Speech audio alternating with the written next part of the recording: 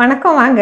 இன்னைக்கு நம்ம ரோஜஸ் கிளர் சேனல்ல செய்யற recipe lunch tiffin box recipe தான் செய்ய போறோம். டக்குன்னு ஈஸியான முறையில் செய்ய பார்க்கலாம். வாங்க வீடியோக்குள்ள போகலாம்.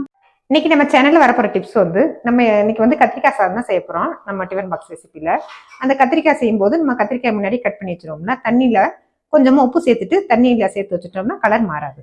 இன்னைக்கு நம்ம செய்ய போற லஞ்ச் ஃபர்ஸ்ட் கத்திரிக்காய் சாதம் செஞ்சுக்கலாம். அதுக்கு கடாயை காய வச்சிருக்கேன்.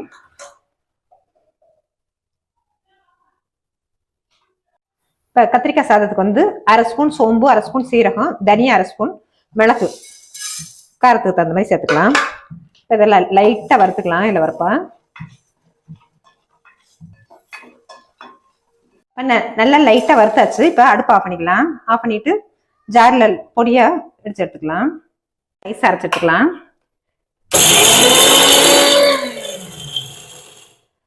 தண்ணி சேர்க்காம நல்லா பொடியா அரைச்சிக்கலாம்.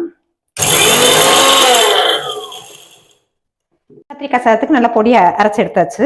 அடுத்ததா கத்திரிக்காய் சாதத்துக்கு நல்லா தாளிச்சு வேக வச்சுக்கலாம் கத்திரிக்காயை. அதுக்கு கடாய் வச்சிருக்கேன். கடாய் காஞ்சதும் எண்ணெய் சேர்த்துட்டு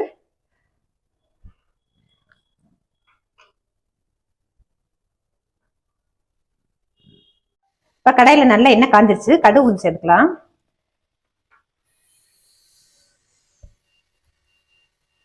இப்ப நல்லா கடுகு வெடிச்சிருச்சு. அடுத்ததா சீரகம் சேர்த்துக்கலாம். அடுத்ததா கருவேப்பிலை சேர்த்துக்கலாம்.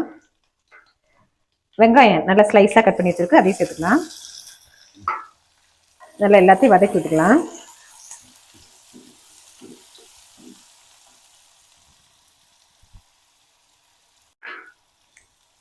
வெங்காயம் நல்லா வதங்கிடுச்சு.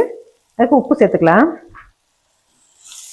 நம்ம இந்த இன்னைக்கு செய்யப்போற கத்திரிக்காய் சாதத்துக்கு தேவையான உப்பு சேர்த்தாச்சு.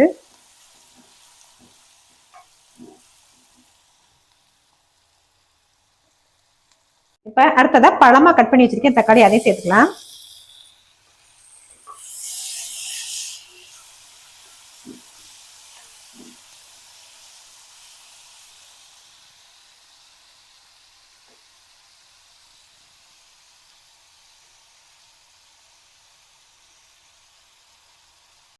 அடுத்ததா மஞ்சத்தூள் கொஞ்சமா சேர்த்துக்கிறேன். மிளகாத்தூள் ஒரு ஸ்பூன், கரம் மசாலா அரை ஸ்பூன். நல்லா வதக்கிக்கலாம்.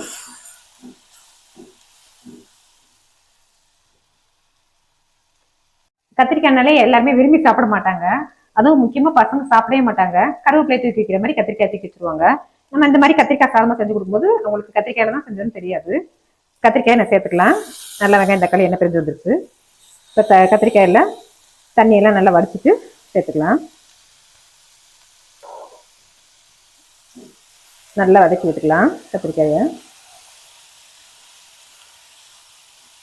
கத்திரிக்காய் சாதத்துக்கு நம்ம பொடி அரைச்சிக்கிட்டோம்ல அதை சேர்த்துக்கலாம். பொடியை நல்லா கிளறி விட்டுக்கலாம். நல்லா கத்திரிக்காய் வதங்கி வந்துருச்சு. வெங்காயம் தக்காளி எல்லாம் சேர்த்ததெல்லாம் நல்லா வதங்கி எண்ணெய் பிரிஞ்சு வந்துருச்சு. இப்ப சாதம் நல்லா படிச்ச சாதம் எடுத்து வச்சிருக்கேன், அதை சேர்த்து கிளறிக்கலாம். நான் எப்பவும் சாப்பாடு செய்யற அந்த சாதம் எடுத்திருக்கேன். நீங்க பாஸ்மதி சீரக சம்பா அரிசி கூட எடுத்து செஞ்சுக்கலாம். இப்ப பூண்டை நல்லா தட்டி வச்சிருக்கேன், அதையும் சேர்த்துக்கலாம். ஒன்றும் பாதியமா தட்டி வச்சிருக்கு, அதையும் சேர்த்துக்கலாம். இந்த மசாலாவோட நம்ம கிரேவியோட சாதத்தையும் போட்டு கிளறி சாப்பிட்டோம்னா ரொம்பவே டேஸ்ட் அட்டகாசமா இருக்கும்.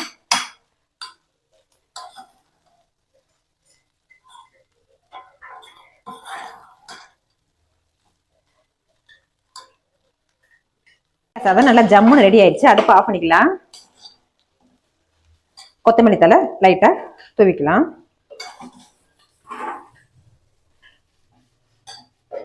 இப்ப கத்திரிக்காய் சாதத்தை பவுல்ல மாத்திக்கலாம்.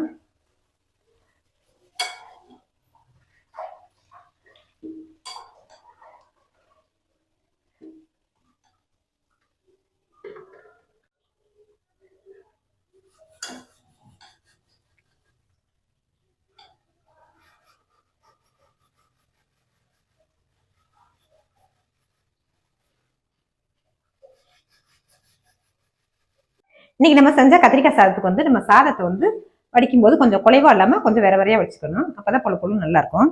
அதே மாதிரி கத்திரிக்காயை நம்ம ரொம்ப வதக்கக்கூடாது. ஒரு 3/4 பதம் வந்தாலே கரெக்டா இருக்கும்.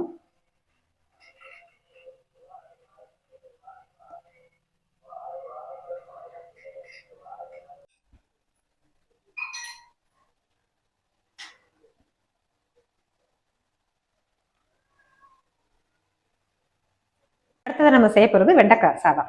அதுக்கு வெண்டைக்காய் சாதத்துக்கு நல்லா கடாய் காயுது, கொஞ்சமா எண்ணெய் சேர்த்துக்கலாம்.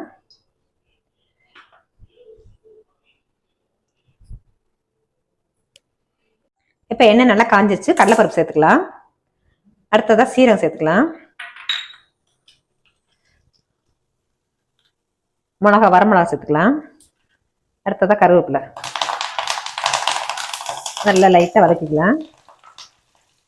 இப்ப வெண்டைக்காயை நல்லா கட் பண்ணி வச்சிருக்கேன், அதையும் சேர்த்துக்கலாம்.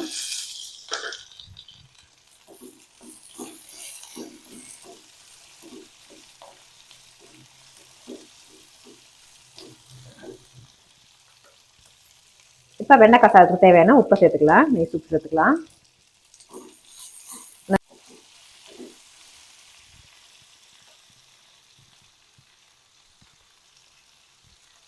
நம்ம வெண்டைக்காயை எப்பவுமே நம்ம மண்டி பொரியல் இந்த மாதிரி தான் செய்வோம். ஆனால் டேஸ்ட் அவ்வளவா நல்லா இருக்காது. இந்த மாதிரி செய்யும்போது டேஸ்ட் சூப்பரா இருக்கும்.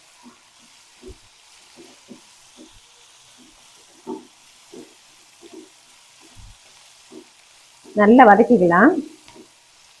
இல்லைன்னா இந்த வளவளப்பு தம் போற வரைக்கும் நம்ம வதக்கணும், அப்பதான் டேஸ்ட் நல்லா இருக்கும். இப்போ வெண்டைக்காய் சாதத்துக்கு மஞ்சத்தூள் சேர்த்துக்கலாம். 1/2 ஸ்பூன் மஞ்சத்தூள், 1 ஸ்பூன் மிளகாத்தூள், காரத்துக்கு தகுந்த மாதிரி சேர்த்துக்கலாம். நல்லா வதக்கி விட்டுட்டு கொஞ்சம் தேங்காய் துருவல் சேர்த்துக்கலாம்.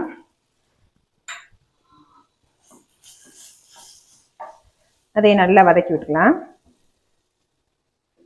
அடுத்ததா வடிச்சு வச்சுக்க சாதத்தை சேர்த்துக்கலாம்.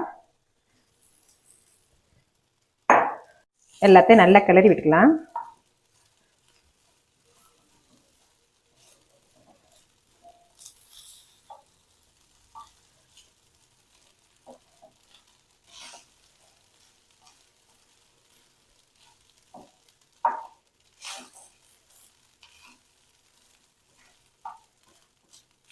எல்லாம் மிக்ஸ் ஆகிற மாதிரி நல்லா கிளறி விட்டுக்கலாம். வெண்டைக்காய் சாதத்துக்கு பொட்டுக்கலை சேர்த்து கொஞ்சம் ட்ரையாக அரைச்சி எடுத்துக்கலாம். தண்ணி எதுவும் சேர்க்காம பொடி அரைச்சி எடுத்துக்கலாம்.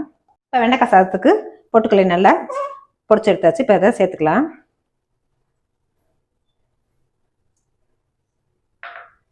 நல்லா கிளறி விட்டுக்கலாம். நல்லா வெண்டைக்காய் சாதம் ஜம்முன்னு ரெடி ஆயிடுச்சு, கம்ம கம்மன்னு.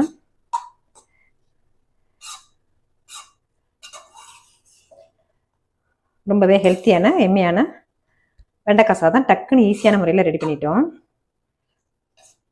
காலையில எந்திரிச்சோடனே நமக்கு டஃப் கொடுக்கும் என்ன டிஃபன் பாக்ஸ் ரெசிபி செய்யறதுன்னா, நம்ம அந்த காயோட சேர்த்து செய்யும்போது ரொம்பவே ஹெல்த்தியா இருந்தது. சைட் டிஷ் கூட அதுக்கு தேவையில்லை. இப்போ வெண்டைக்காய் சாதத்தை பவுலுக்கு மாத்திக்கலாம்.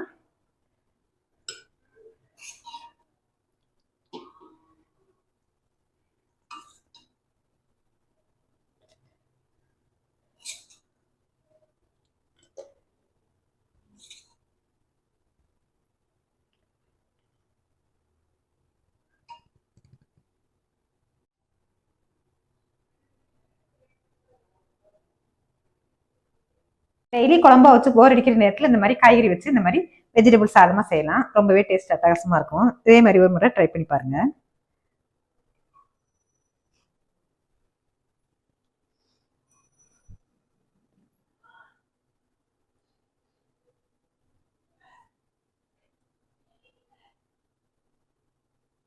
இப்போ செஞ்ச டிஃபன் பாக்ஸ் ரெசிபி பிடிச்சிருந்துச்சுல, சப்ஸ்கிரைப் பண்ணுங்க, லைக் பண்ணுங்க, ஃப்ரெண்ட்ஸ் அண்ட் ஃபேமிலிக்கு ஷேர் பண்ணுங்க. தேங்க்ஸ் ஃபார் வாட்சிங்.